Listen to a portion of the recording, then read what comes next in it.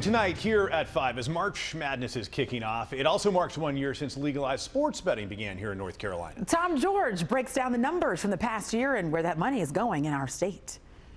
Well, this is something that lawmakers had debated for years before finally being able to get a bipartisan coalition to get it passed. And they say in the year since it's been legal, it's exceeded their expectations. March in Carolina means one thing.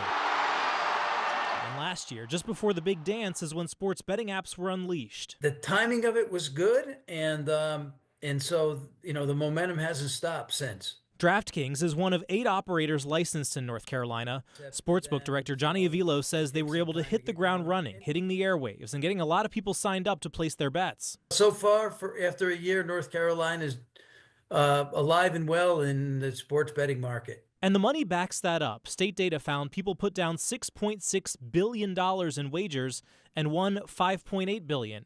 So that difference, which was around $713 million for the operators, gets an 18% tax. So when you factor that in, the state gets $128 million. State Representative Zach Hawkins, who co-sponsored the bill, says that's money we're now able to keep right here at home. There's so many people that were operating in the dark, operating out of state, spending billions of North Carolina dollars that could be used in the state. But where does that money go? Some of the money goes towards youth sports programs. North Carolina Youth Outdoor Engagement Commission says they've already given out over $750,000 to help athletes around the state attend championships and regional tournaments. And some money also goes towards attracting big events to our state. So for example, if the state of North Carolina wanted to bring in the Super Bowl or NBA All-Star Game, we could be competitive for those types of events versus everything going to DC and Atlanta.